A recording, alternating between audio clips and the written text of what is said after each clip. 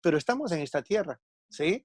Y si el Señor nos ha dejado en esta tierra es para aprovechar todas las situaciones que se presenten para presentar el Evangelio. Waste a beautiful day waiting for that call. Put it in your pocket or purse and make the most of your time. This offer is so convenient, you won't have to leave the comfort of your own home.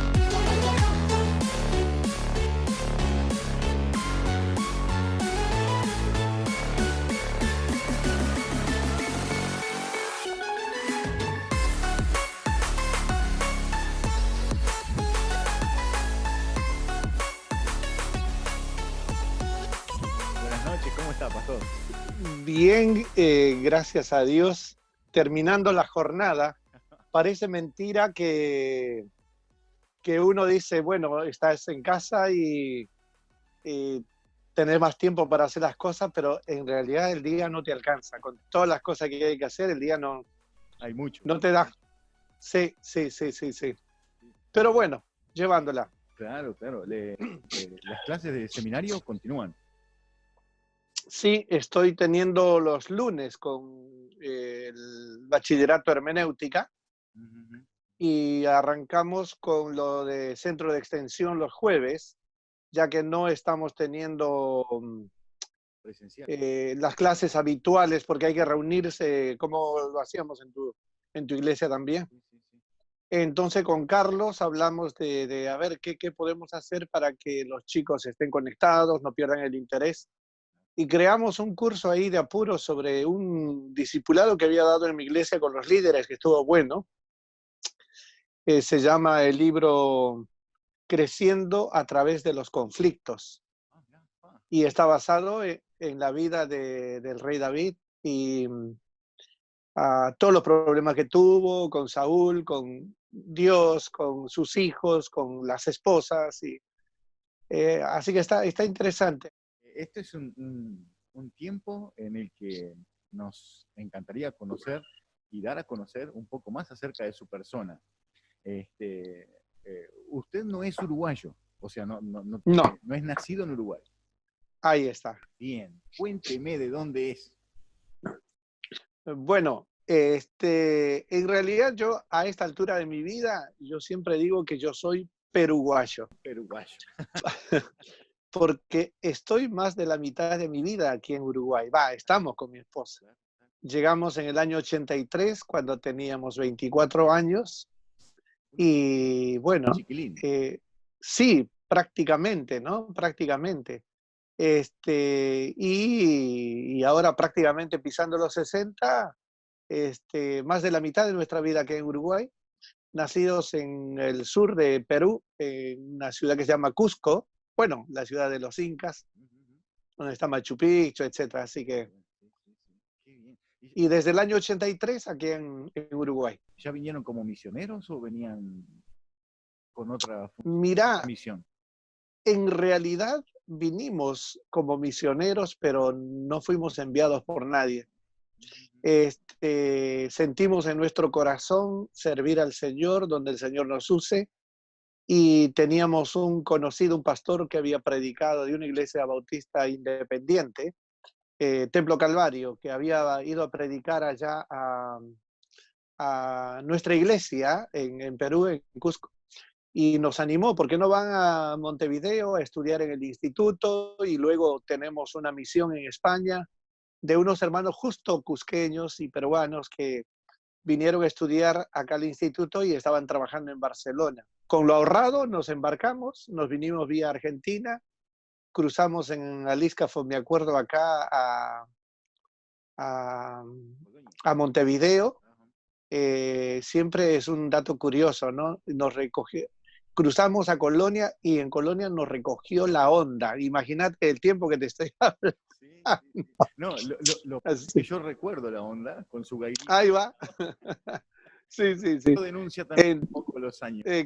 Exacto. Entonces, bueno, llegamos acá y el pastor nos esperó con una noticia y dice, mira, se ve que no recibieron mi telegrama, la carta que envié, dice, porque tuvimos un problema con los misioneros en este tiempo y yo tuve que renunciar al pastorado.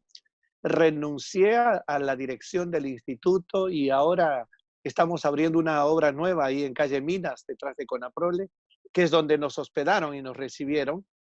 Y dice, y bueno, no sé, ¿qué podemos hacer con ustedes?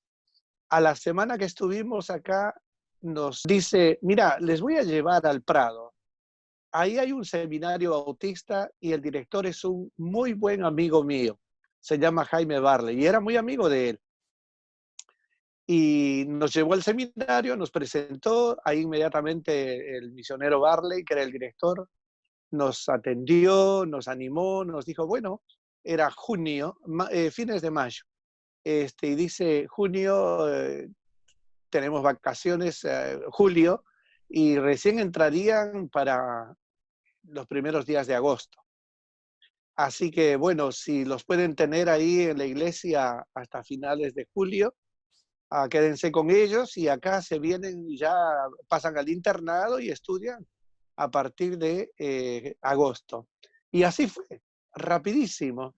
Empezamos a estudiar ahí y bueno, habíamos orado con mi esposa que donde el Señor nos quisiera utilizar, ahí serviríamos. Ese domingo que recién llegamos un martes creo, y el domingo recibo una invitación de la iglesia bautista de Maldonado, la iglesia Ariel se llamaba. No nos conocían y me invitaron a predicar. A las 2 semanas me buscó un hermano encargado de la iglesia de Industria, se llamaba en ese tiempo, y el misionero Pablo Roten, que se iba para Estados Unidos y necesitaban urgente alguien que se haga cargo de la escuela dominical, porque había un hermano Luis Vázquez que era el encargado. Y fueron a buscarnos ahí, sin conocernos. Se ve que Barley hizo el contacto y dice, mira, necesitamos a alguien para trabajar, para servir. Bueno, sí, vamos a estudiar en el seminario, necesitamos la obra práctica, pero se dio todo así, rapidísimo. Y a partir prácticamente de junio del 83, ya empezamos a servir en la iglesia Industria. Servimos ahí por 8 años hasta que cortamos para irnos a Buenos Aires para hacer los estudios de posgrado. Y después, bueno, nos invitaron de la iglesia de Cerrito en el año 91. Esa es la iglesia hasta donde están ahora. Exactamente, ya van a ser 29 años que estamos acá en la iglesia. Toda una vida, toda una vida. Y bueno, fue así más o menos la llegada y la inserción en la obra. Qué bueno, qué bueno, qué bueno. Aparte de ser el pastor de ahí, también es el director del seminario y tiene parte también en UBLA, ¿no? Tiene también allí un puesto, un trabajo. No, en UBLA no. He asistido a UBLA siendo presidente de la convención y vicepresidente, pero soy parte de un grupo de profesores de educación teológica que se llama ACIT. Es una asociación de seminarios e institutos de educación teológica del Cono Sur, nuclea 5 países. Y bueno, participé mucho tiempo ahí, estuve como 2 años como vicepresidente de ACID y luego estuve prácticamente 10 años como presidente, sirviendo en el área de educación teológica, coordinando los centros de extensión y seminarios, etc. Y a la par que estuve casi 9 años como director del seminario en una primera instancia y luego hicimos un corte y más o menos unos 7 años y luego me volvieron a invitar hace ya 5 como otra vez para estar al frente del seminario. Qué bueno, qué bueno, qué bueno. De verdad damos gracias al Señor por cómo Dios también le ha usado en esa área, trayendo crecimiento y sabiduría para agregar aquel llamado que Dios también está haciendo, ¿no? Amén. Estamos muy felices por eso. Y yo agradecido al Señor y a la obra también acá, ¿no? Que nos recibió, nos insertó y somos uno más, somos uno más. Sí, gracias a Dios. ¿Su esposa y cuántos hijos? Bueno, estoy casado con Ana desde el año 81, estamos casados, ya vamos a tener 35, 36 años de casados. Y nos vinimos... ¿Se conocen ya? Ah, sí, más o menos. Todavía me falta, todavía me falta. Este, y yo creo que a ella más, porque cada vez que tengo algún problema siempre me dice, te desconozco. Así que, este, bueno, vinimos recién casados y después el Señor al tiempo nos dio dos preciosas hijas, a Keila, que nació en el año 85, y Tirsa, que nació en el año 91, ambas uruguayas, y son las dos preciosas hijas que Dios nos dio. Qué bueno, qué bueno, qué bueno. ¿Cuál es su hobby? Lo saco de todo eso para llevarlo a otra cosa. ¿Cuál es su hobby en los momentos que puede, no sé, si le queda algún momento del día, donde puede Sí, sí, sí, sí. disfrutar? Mira, me gusta, yo colecciono caballos. Me gustan los caballos y yo siempre hago esta broma porque digo, yo tengo en este momento 75 caballos.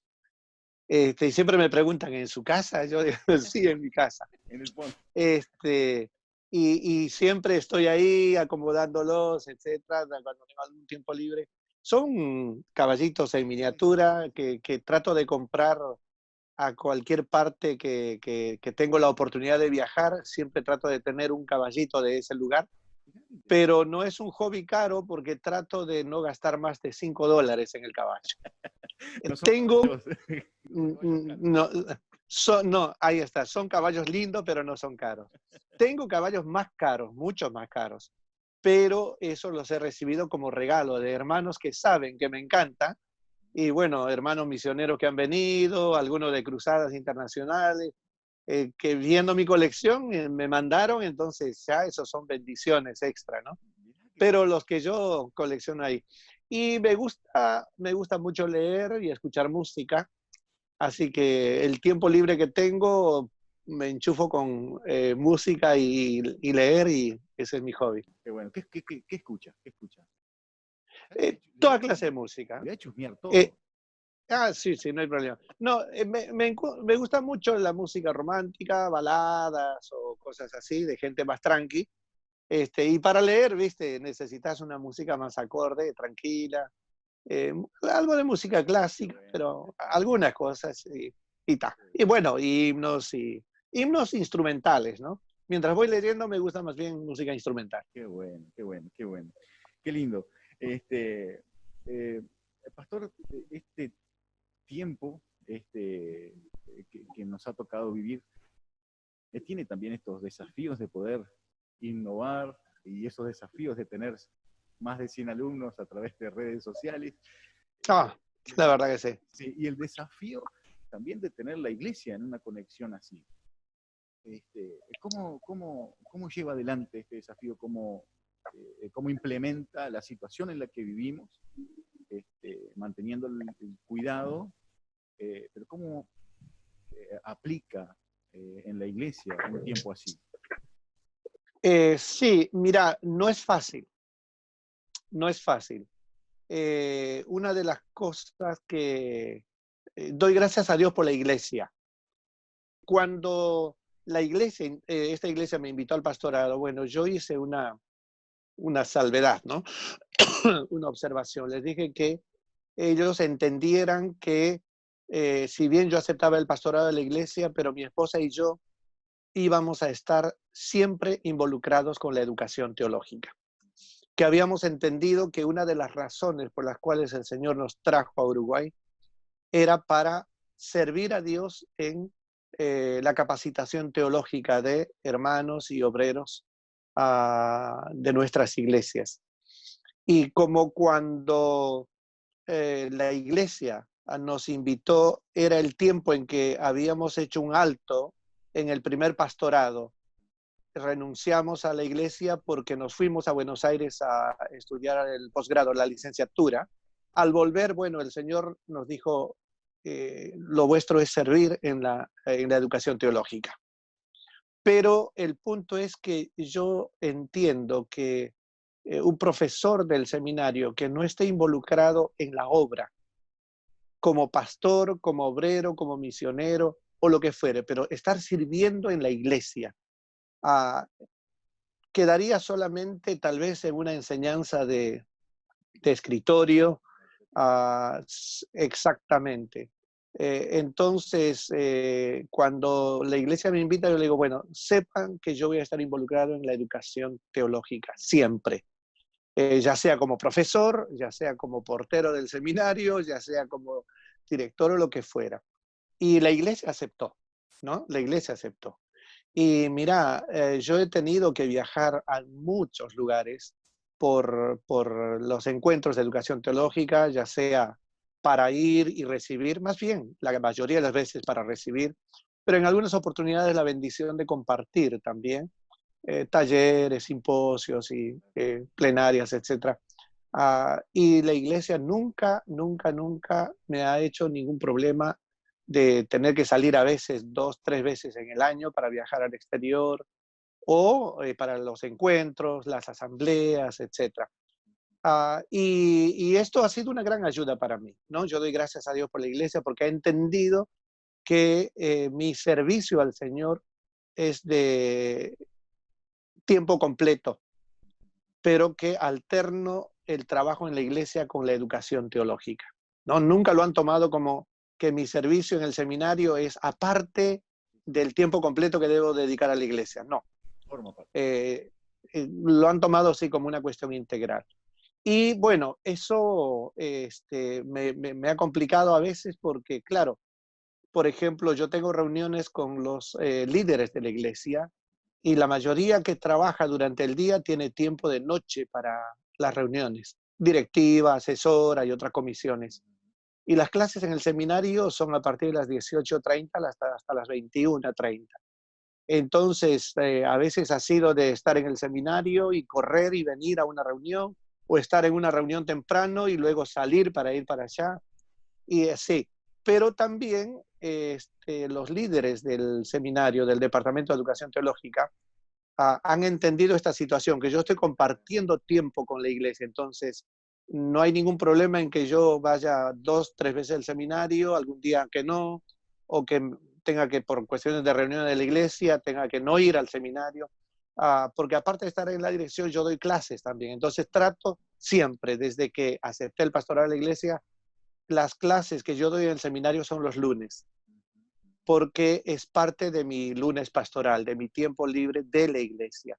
Entonces, en ese sentido, soy muy respetuoso también de no quitar mucho tiempo a la iglesia. Pero, bueno, Dios me ha dado fuerza, Dios me ha dado salud, y ahí la vamos llevando. Hay momentos en que no ha sido sencillo, pero la vamos llevando. Ahí va, está bien, está bien. Esto, en cierta forma, para nosotros es un aprendizaje también acerca de lo que oímos y cómo ser un buen administrador del tiempo, que es algo que también el Señor nos pide, ¿no? Aprovechando, sí, no sí. decir la palabra. Exactamente, exactamente. Pastor, ¿y cómo ve la actualidad en cuanto al coronavirus? Nosotros entendemos que es un tiempo donde somos llamados como iglesia a tener una función. Y en entrevistas con otros pastores, me ha encantado poder ver que cada uno hace su propia lectura de la situación y su propia aplicación en cuanto a la obra y en cuanto a los tiempos también de su vida. Ahí está, ahí está. ¿Qué nos puede contar acerca de eso? Mira, creo que todas las situaciones que se van dando, como en esta coyuntura que estamos viviendo, son situaciones que nosotros los cristianos, pastores, la iglesia, debemos tener una visión muy bíblica. ¿A qué voy? El Señor Jesucristo dijo, levantad la mirada, alzad los ojos y ved que los campos están blancos para la siega.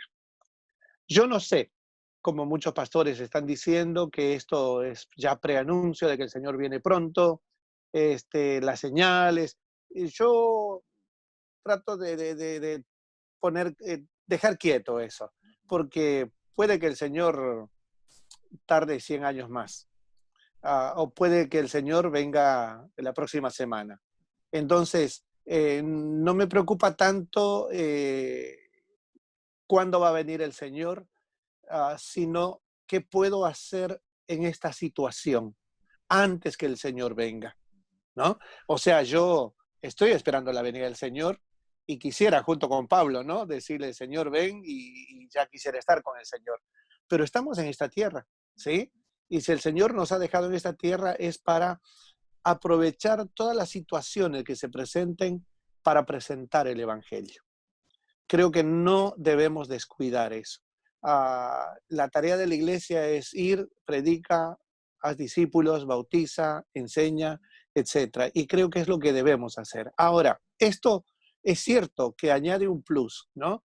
Porque también afecta a los hermanos. Afecta en lo económico, afecta en lo espiritual, afecta en lo anímico, etcétera. Y es un tiempo en que como iglesia creo que debemos redoblar los esfuerzos porque está la predicación que no debemos dejar de lado, pero también está el aspecto social, el aspecto de amor al prójimo, el aspecto de contemplar algunas otras cosas. Por ejemplo, en este tiempo yo estoy en casa, pero es casi todo el día contestando llamadas o juntándome con los líderes, eh, haciendo videoconferencias con los hermanos de las comisiones, atendiendo diferentes cosas. Por ejemplo, la semana pasada, la hermana que está encargada del reparto de alimentos, porque nosotros tenemos una canasta que los hermanos traen y luego de eso se arman bolsas, la iglesia compra un poco más y bueno, se dan bolsas de comestibles para hermanos necesitados, eh, hermanos del anexo, etcétera. Pero este tiempo, bueno, la iglesia no se juntó y eso representa un desafío.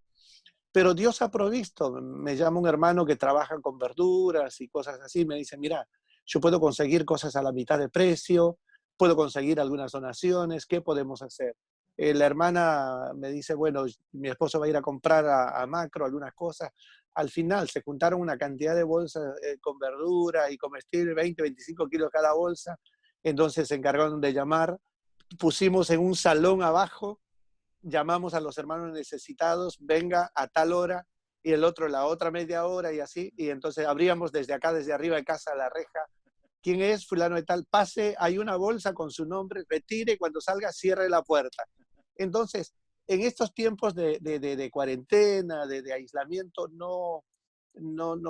como que no nos ha estorbado el hecho de ayudar a los hermanos y que como iglesia también podamos seguir predicando el Evangelio, pero también viendo por las necesidades de aquellos que puedan estar, hermanos y no hermanos que están a nuestro alrededor, que necesitan una ayuda en este tiempo, ¿no? Es parte del testimonio cristiano. Es verdad, es verdad, es verdad.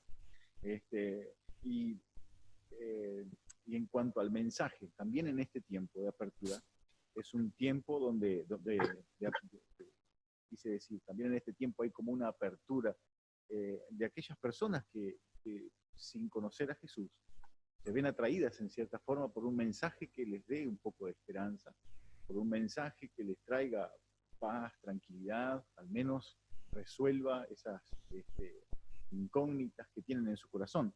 Y nosotros quisiéramos también llegar con ese mensaje a esas personas, las que están padeciendo sus afanes y no encuentran su paz.